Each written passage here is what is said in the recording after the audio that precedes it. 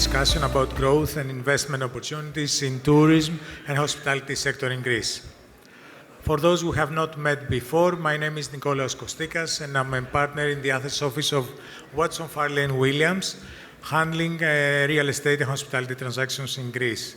Watson, Farley & Williams is an international law firm with 19 offices around the globe, having an office in New York for more than 30 years, and it was the first international law firm established office in Greece back in 1984. We're specializing in finance, corporate M&A and restructuring transactions with focus on maritime, energy, infrastructure, real estate and hospitality sectors. Our Athens office has now 98 lawyers, Greek and English law qualified lawyers on the ground, providing English and Greek law advice to our clients from all perspectives, regulatory, transactional, and litigation. I would like to thank you, Capital Link, and particularly Olga and Nicholas Bornozis, for their kind invitation to me to participate and moderate this afternoon panel and share with you our experience for the development in the market in Greece.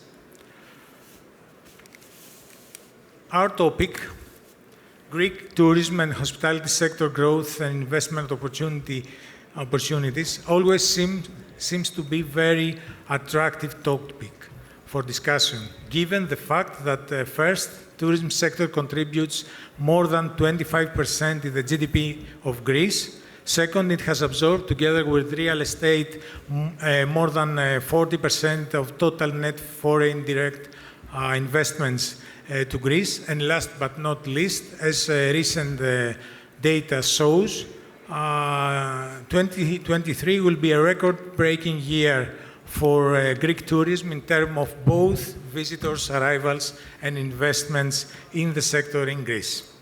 Having said that, though, now that the geopolitical challenges may test again the investment growth in Greece, it will be even more interesting to try to identify how hospitality sector in Greece has been influenced to date and what will be the outlook for the sector in the years ahead in light of the current global adverse conditions. Before I ask the view of our excellent panel speakers, I believe it's worth we start with a very short introduction from each of you about your background and how you have been connected in the sector today.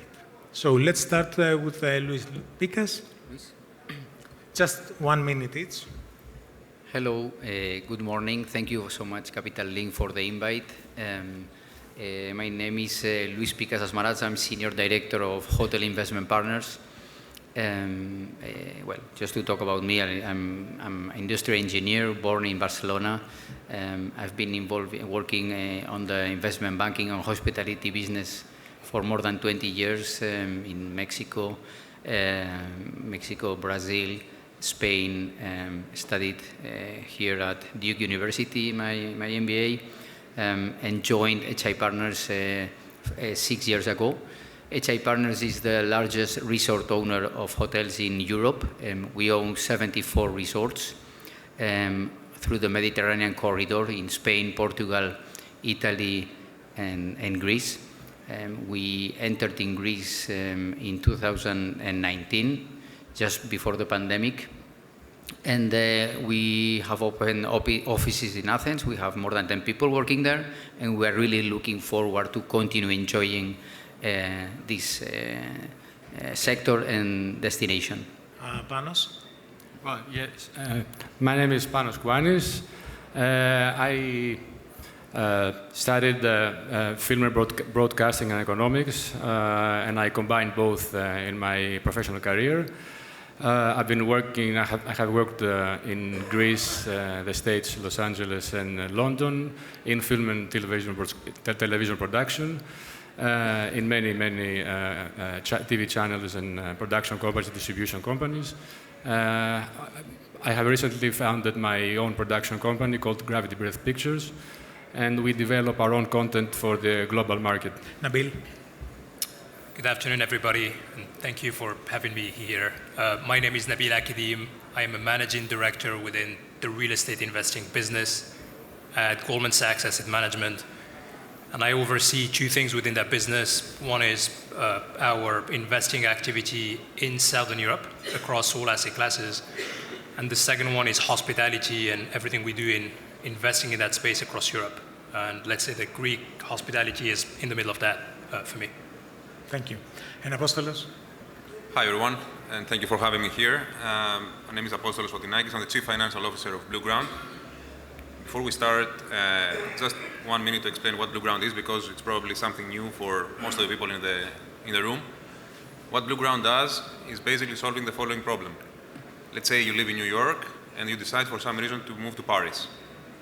Until now, you would ordinarily need to go visit the neighborhoods in Paris, find the right building, find a place that you like, and then you would have to deal with the local landlords or brokers, go through an offline process, complicated, would take weeks, and eventually get into an inflexible lease contract that would allow you not only to stay there for a year or more, but at the same time you would need to buy your furniture or move it around from New York to Paris. What we're doing is we're completely changing that. We're putting it completely online. At one click of a button, you can actually book your stay for as long as you want, flexibly, and at a place that is already fully designed, fully furnished, at an excellent condition.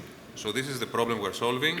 We're solving it right now in 18 different countries, in 30 cities, operating a portfolio of 15,000 apartments. Thank you, Apostolos. As you may see, and thank you to the organizers, we have a panel of well-known experts with deep knowledge, broad understanding, hands-on, long-standing experience in projects connected with the tourism and hospitality sector, and they will explain us how much better in the next minutes. So let's start our discussion with the tourism and hospitality market outlook for 2024 and the years ahead, with focus on Greece, but also in comparing to the other South European countries. I've just mentioned about the achievements of the tourism and hospitality sector in Greece over the last years. As a CEO of a good client of us says, if a country is attractive to tourists, the country is attractive to investors. And as a managing director of an international hospitality brand said in a recent international conference in Berlin, if we want to see new opportunities, follow the planes to see how the destinations grow. So, however, amid in the geopolitical unrest and macroeconomic volatility in global financial markets, rising cost of living, increase in energy and construction costs, do investors continue to see the Greek hospitality market as an opportunity? Does the Greek tourism market remain attractive and with high prospects of growth? I will ask Nabil just to first have a comment on that.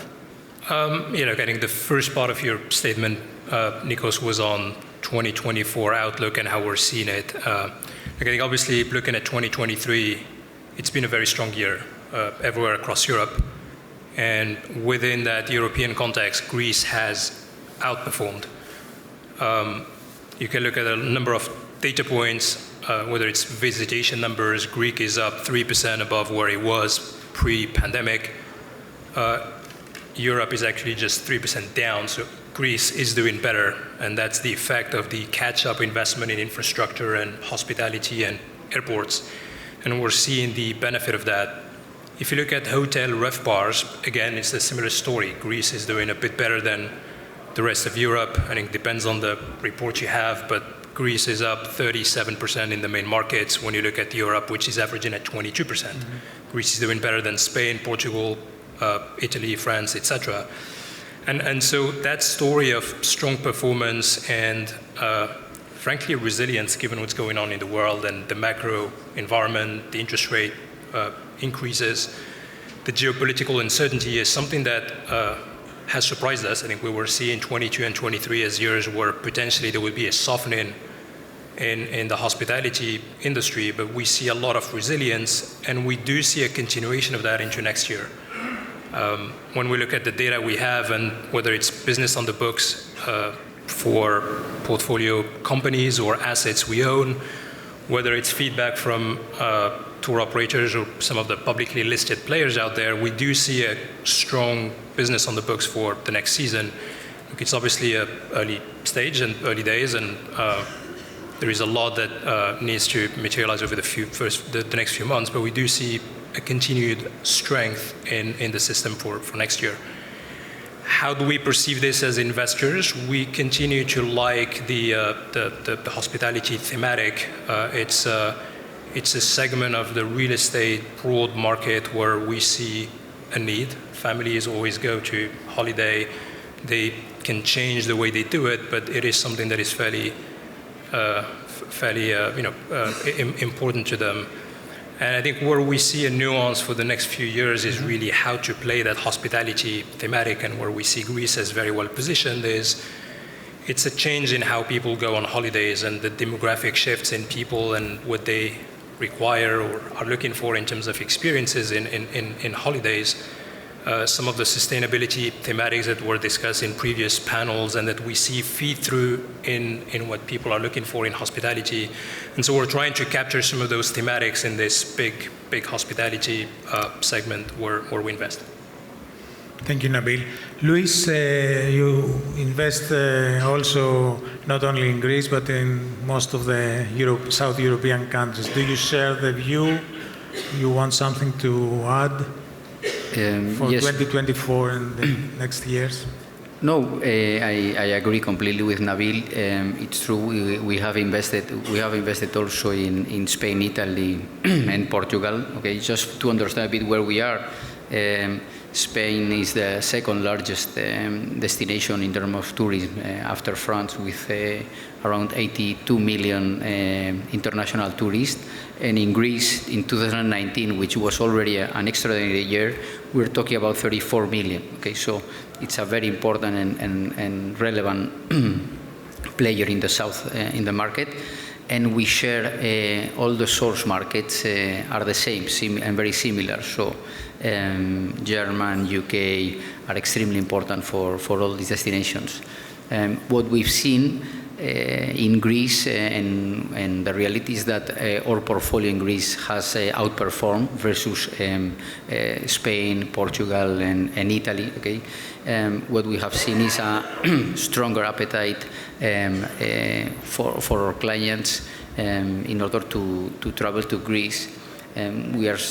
We managed to increase our rates between 10 to 15%. Okay, but the appetite has been growing, and the reality is that we perceive that value for money, the value for money Greece is a better position than the other destinations. Okay, so we are doing very well in Spain. We're doing very well in Italy. Okay, in Greece this year will be already above 2019. So 2023, in terms of international tourists, will be above the 34 million of 2019. But on top of that, what we can see on the business on books is that 24 will be a better year than 23. Okay, so the outlook is very positive. Apostolos, something to add? I think very good points. While you guys were speaking, I was thinking what has been driving this success. And I think, when I think about tourism and hospitality, there is a big element of, strategy and how the country has been able to improve its infrastructure, create stability, position itself as a destination of choice, right? So I think this is something that takes years to achieve, and we are at a situation now that we are capitalizing on a few years of stability and a few years that allowed the country to improve in various components that actually put together a great value proposition for hospitality. So I think it's always important to think about that in terms of the infrastructure that we build and build for the long run. We have some great examples, right? I mean, several years ago, the Athens airport was the main airport in the country. Now you have small regional airports that are connecting the country directly. You can go from Kalamata to London directly, right? I mean, 10 years ago you wouldn't. 14 international airports. Yeah. So the results that we see now, they have to do a lot with the work that has been put over the past few years. And the second point I wanted to make is that Greece is now a very stable place generally, right? So this actually plays a role when tourists and people choose where to travel. So I think we can capitalize on that more. That's a very good point, and thank you for this. And I take this as a point just to ask Luis and Nabil, particularly these two, about your experience of investing in Greece, because we have international investors in the room, and they would like your first perception. I know you both a bit laughing, but your overall impression about the country. Because as a legal practitioner of more than 26 years in the country, having seen all this modernization of the corporate law, of the judicial system, of the urban planning legislation, I feel very comfortable to work in the jurisdiction. But what about international investors when coming to Greece? Please. Shall I start? Yeah. Yes? Be my guest. Okay, thank you. Well, it's an interesting question, right? I think it's a little bit a joke, no? But what you really need as an investor in Greece is to have a lot of patience, okay? At the end... Like our audience before lunch. Exactly, diplomatically, I don't know. You need a little bit of patience. And also, now talking seriously, now I managed to do the first acquisition portfolio in 2019, but I was there for more than 1 year trying to shake hands and find opportunities. You need to be very respectful because you will treat with a lot of families, because the Greek market, the Greek hospitality market is very fragmented and is in hands of a lot of families, okay? So when you speak to families, you need to be ready. First of all, that they are the ones who determine the timing of the transactions. They need to be ready. If they need to be comfortable. So this is let's say, you can have your own plans to invest and to deploy, but it will not depend on you. You just need basically to adapt to this speed, okay, and to explain how the valuations goes, etc. Right?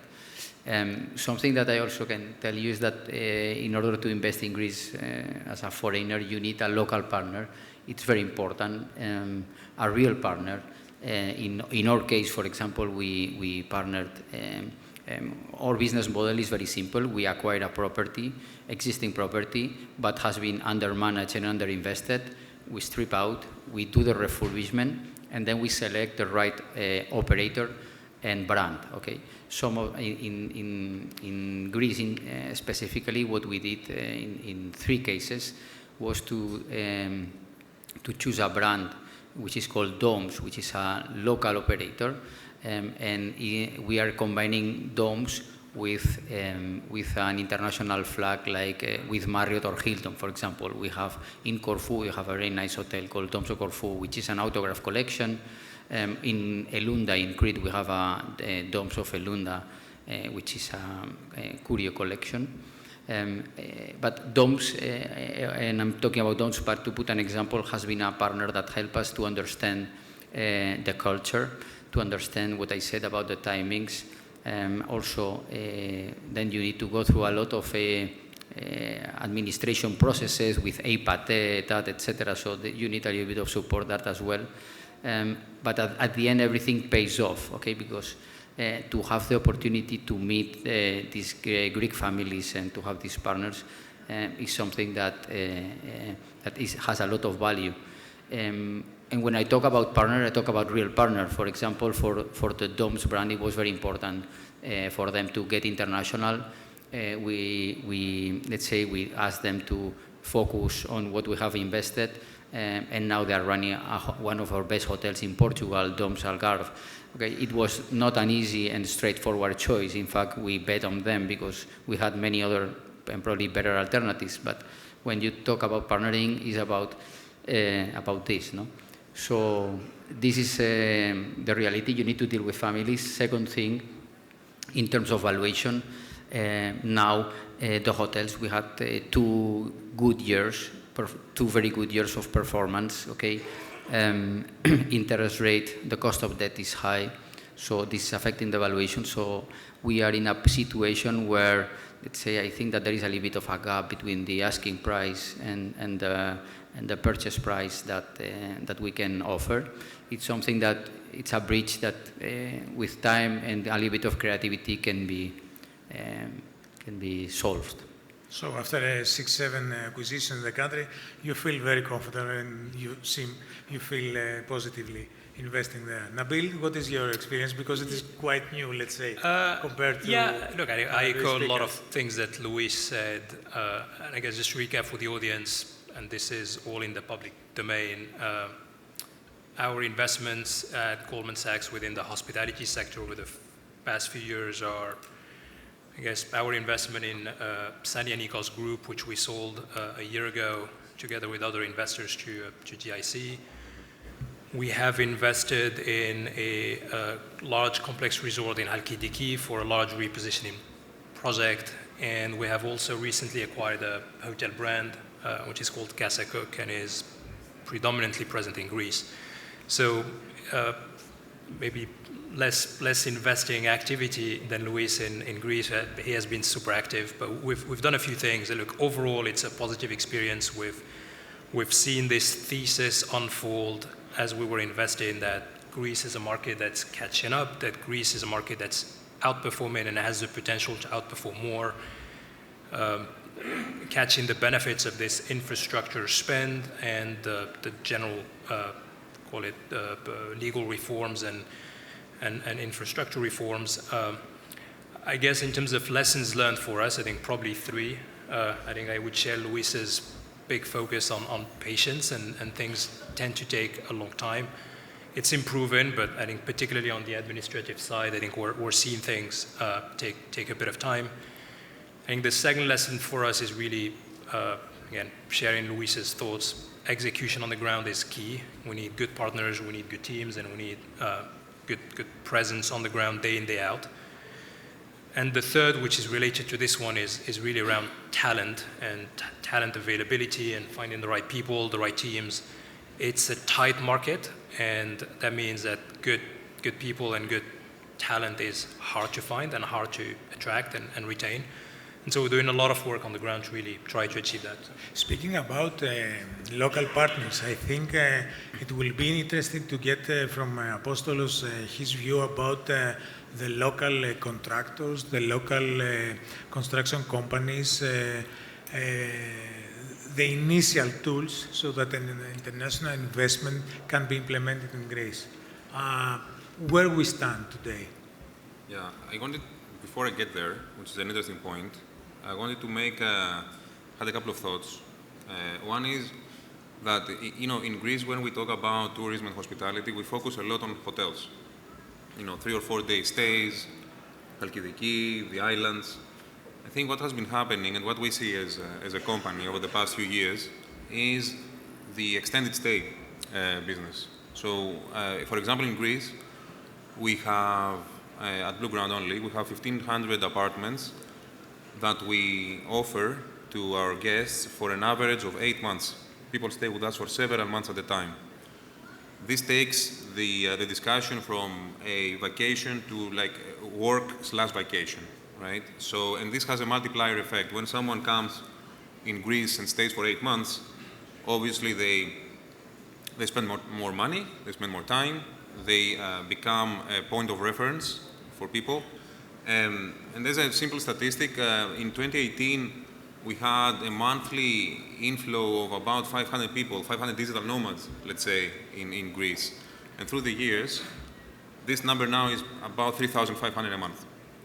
And the momentum is there because the country obviously offers not only the summer vacation or the weekend kind of getaway for people, but it offers the all year round, great climate, great weather, infrastructure in place, and this is where there is a big opportunity, not only to operate on the traditional hotel business, but to operate in the more extended, let's say, hospitality, where we are kind of front runners in that sense. And this is where quite often and more often now we pair and we partner with developers and real estate investors. There are several names that we have been doing business with, and the way we do it kind of, is customized to the business plan of the developer or the return requirements of the investor, but it kind of simply boils down to the fact that we can operate a building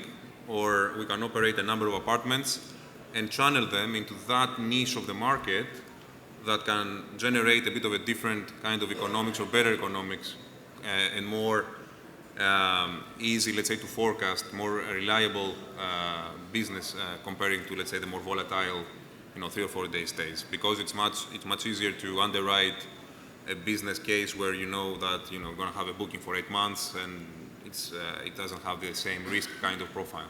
So we do that. We do work a lot with developers. We see a lot of activity over the years that, because the business model of Blueground is something very new. When we started 10 years ago in Athens, there was no discussion about, professional corporate housing companies or property management in that sense, in the sense that we deliver it. So over the past few years, we've been working a lot with the biggest developers in Greece, and we aim to do so, right? We aim to keep doing that. And then we see there's quite a pickup. Great, thank you.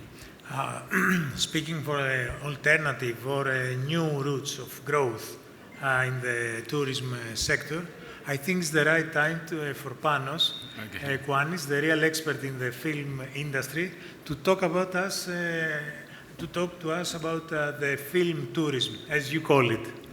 Yes. So, and where we stand, we have seen a lot of productions, film productions, the last 2 summers to be shot in Greek islands and large cities like Thessaloniki. Tell us more about that, about the legal framework. Absolutely, yes. Well, you are the innovator about that. Yeah, thank you. Well, the thing is, according to the latest research data, a huge percentage of people decide where they want to go, and spend their vacation on a film or a TV series they've seen and they liked. And that is what is called film tourism. Some people call it screen tourism, media tourism, but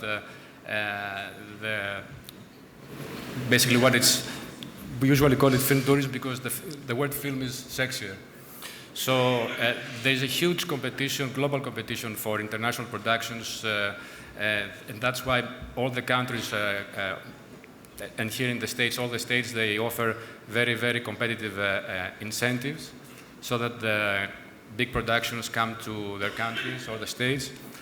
In Greece, we have a very, very competitive incentive, which is 40% cash rebate, as well as a tax relief program.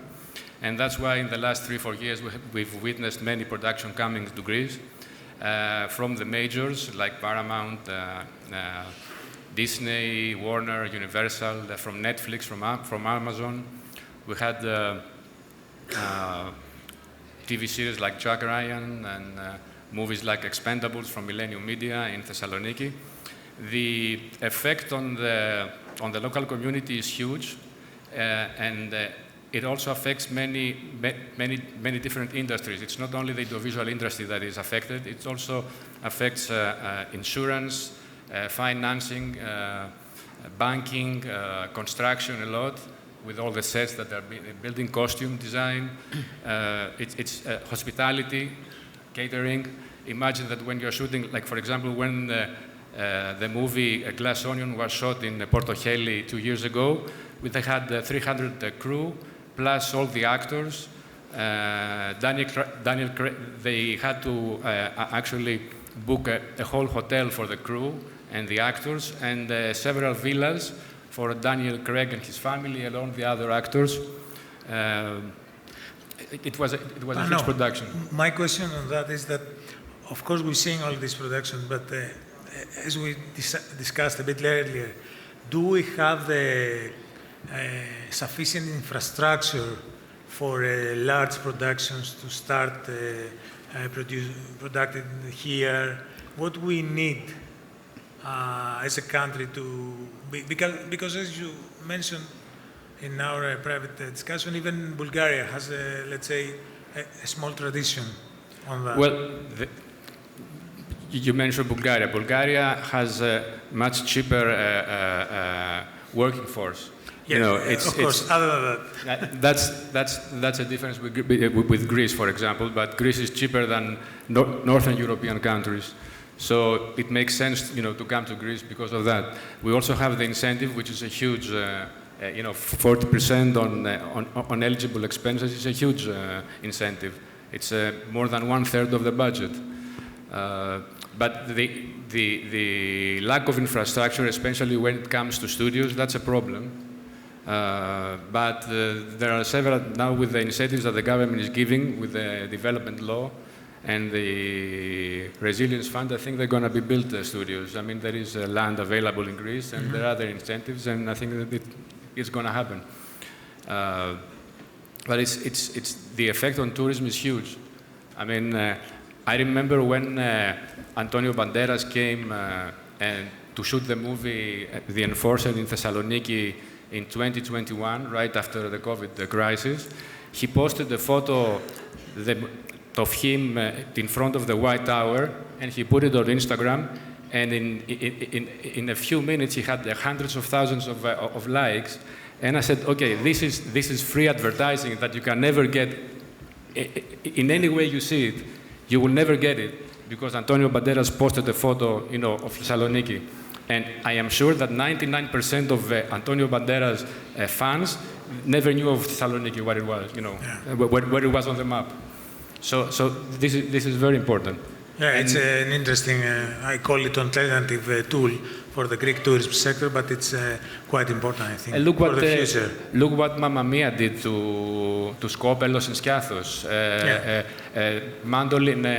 Captain Corelli's mandolin to Kefalonia.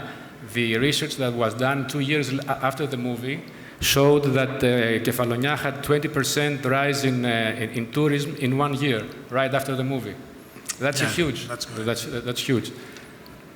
I would like now to extend for just 2-3 minutes our discussion on the so-called sustainable growth as the new source for Greek tourism sector. Looking ahead, everyone discussing about sustainable growth, ESG criteria to keep growth expanding. Greek government has adopted a strategic turn to the long-term sustainability initiatives of climate-neutral, energy and resource-efficient projects, new infrastructure projects facilitating the reposition of the tourism destination, the promotion of regions of the country less visible to foreign tourists, better management of tourist destinations for their natural and cultural resources, connecting the tourism industry with the local societies, improving the tourism education with the upskilling and reskilling programs. How do you understand the sustainability growth in tourism sector? Is it a need or an opportunity for further growth? I think I will start with Luis Picas. Okay, thank you. It's a good question. Well, first of all, in our case, our industry and hospitality industry is really dependent on the sun, the sea, the water. Okay, so it's at HIP, for example, we care a lot about it, and out of the 74 resorts that we own, 55 of them are already certified as a BREEAM, very good. Okay, so and it's something that we are paying a lot of attention, and we want to continue focusing and having 100% of our portfolio. For example, this year we also certified one of the hotels in Corfu as BREEAM. Okay, in terms of if we talk about sustainability, okay, there are several points that you can think about when you talk about sustainability. First of all, there are a lot of say the infrastructure. Okay, the capacity of the infrastructure is limited. Okay, and not only airports but hospitals, etc. So the growth, in my opinion, and especially in Greece, okay. We need to think about alternative destinations. Okay, it's happening. It's happening because, for example, on the Cyclades, everybody was going to Santorini, Mykonos. Now Paros is another very important destination, but suddenly Milos is appearing. So I think that Greece has the potential and the opportunity to spread all the customers and to diversify and open new destinations. I think it's going to be positive for both the country and the guest, okay, and their experience. Second thing, there are still some ongoing greenfield projects. For example, in Rhodos, there are large projects that are going on. Okay, I think that it's important that the greenfield, the new, in our case, we only buy existing hotels and then we completely refurbish them. No, but when people are starting to develop and the impact is a little bit higher. Okay, but it's true also that when you build a hotel from scratch and new, the quality will be better, so you can achieve higher brand standards, so you can attract more important luxury brands. Okay, so I think that at the end there is a lot of potential. We need to care a lot about environment and sustainability. This is something important for not only for hoteliers but also for the government. Let's say for That's the correct. government. Also, the international brands, hospitality brands, have this as a first priority. Exactly. So they will also assist us. Yeah. Nabil, you want something to add on this?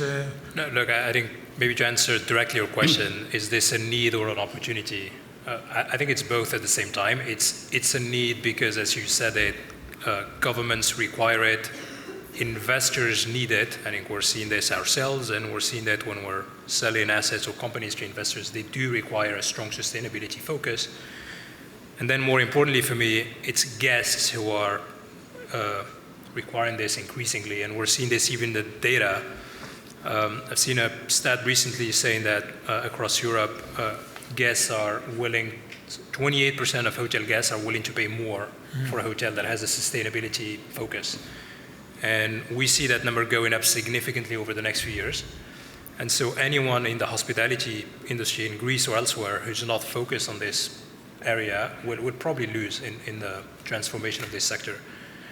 And then we see this as a big opportunity for Greece because as a country and as a hotel market, it's very well positioned to really be a leader in a European context, obviously with the local produce, the culture, the ability to lead on things like sustainable energy. We think Greece is very well positioned to capture this opportunity here. Thank you. I think I see, Nikolaos, we have run out of time. Just three main takeaways of our discussion today. Still positive, the outlook for 2024 in the hospitality market and the tourism market and the years ahead, but reforms to continue to support sustainable growth. More activity is expected in the primary hospitality sector, but also we have seen that there is activity in mid-term hospitality options and the film tourism. And the third, current adverse conditions should be constantly monitored for possible corrective measures when needed. Thank you so much for your time spending with us.